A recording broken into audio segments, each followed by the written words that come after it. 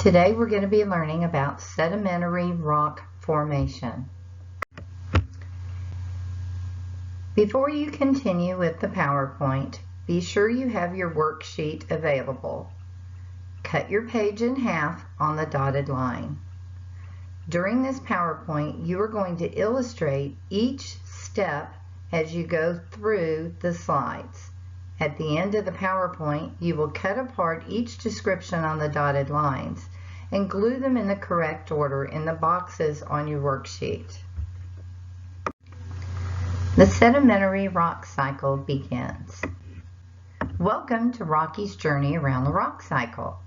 Hi, my name is Rocky. I'm your guide on the journey around the rock cycle. The rock cycle is a continuous process that occurs over millions of years.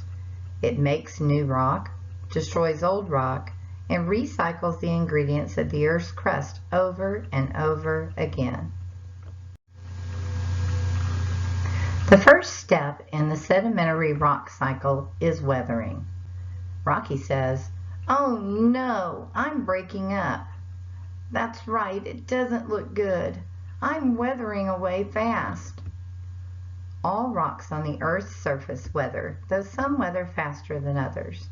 Physical weathering is the cycles of hot and cold temperatures that make rocks expand and contract, and rain may freeze and expand in cracks in the rock. These processes eventually lead to rocks cracking and breaking up. Look at your worksheet and find the tab for weathering. Be sure to illustrate your design. Forces that cause weathering. There are three major causes of physical weathering: water, wind, and ice. Look at the illustrations for each of these before moving on to the next slide. Erosion.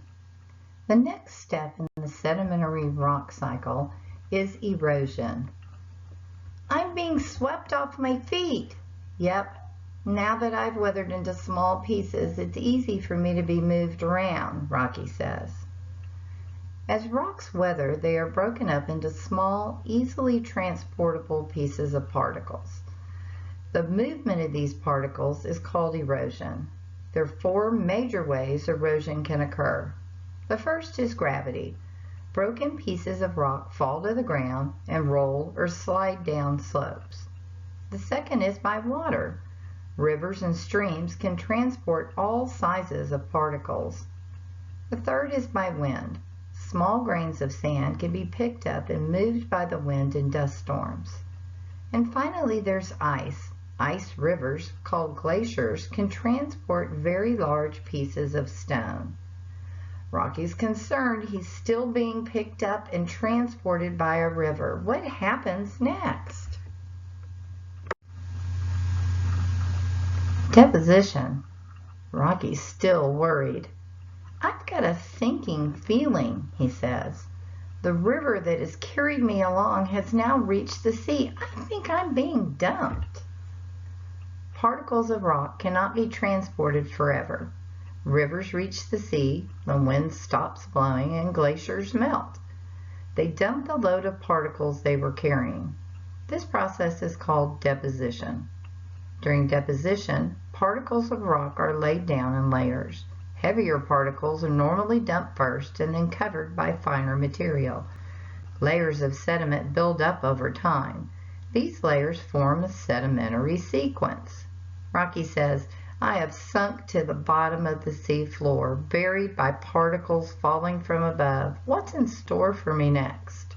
Be sure you find the tab on deposition and illustrate it so you can show what you know about how deposition occurs.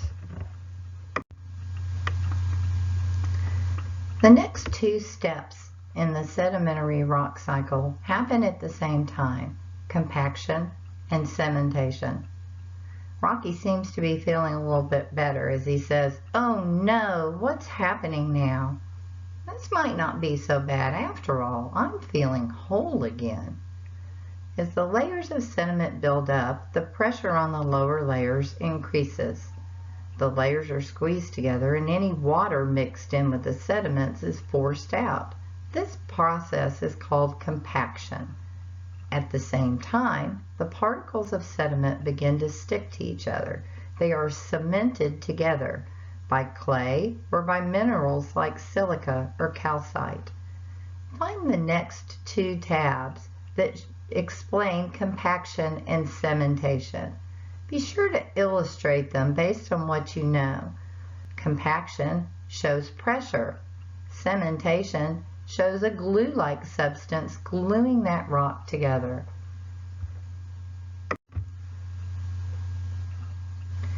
You've made it through the sedimentary rock cycle. Below are some examples of sedimentary rock. Notice what they all have in common. On sandstone, you can easily see the layers that have developed over the years of sediment being layered one on top of each other. Coal's a little bit harder to see, but you can tell between the layers how that coal is a part of the rock. Limestone is often created by the same rock over and over again, so those layers aren't quite as easy to see.